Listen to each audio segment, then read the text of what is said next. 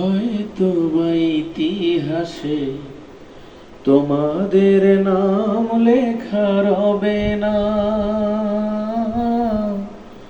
হয়তো বা ইতিহাসে তোমাদের নাম লেখা রবে না। বড় বড় লোকেদের ভিড়ে জ্ঞানী আর গুণীদের আসরে তোমাদের কথা কেউ কবে না। তবু হে বিজয়ী বীর মুক্তি সেনা,